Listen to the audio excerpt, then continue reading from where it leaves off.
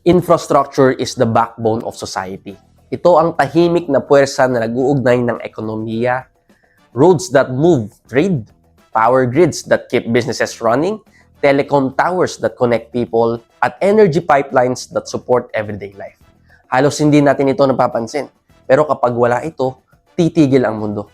Walang logistics, walang kuryente, walang signal, walang movement ng goods, services, at opportunities.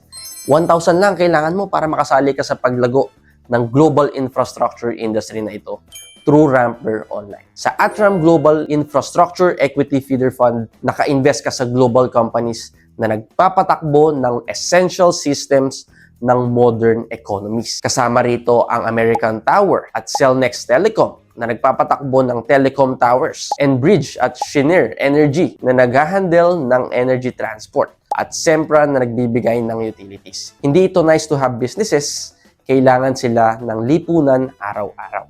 Bakit good investment ang Atram Global Infrastructure Equity Feeder Fund? Dahil infrastructure supports growth before growth even happens. Habang lumalawak ang global trade, dumarami ang data usage, at lumalaki ang cities around the globe, mas tumataas ang demand para sa roads, power, energy, at connectivity. Sinusuportahan din ito ng long-term global themes tulad ng urbanization, energy transition, at digital expansion. Kaya karamihan sa infrastructure companies may stable demand at predictable ang cash flows kahit nagiging volatile ang markets. Siyempre, may risk pa rin dito katulad ng interest rate changes at regulatory shifts.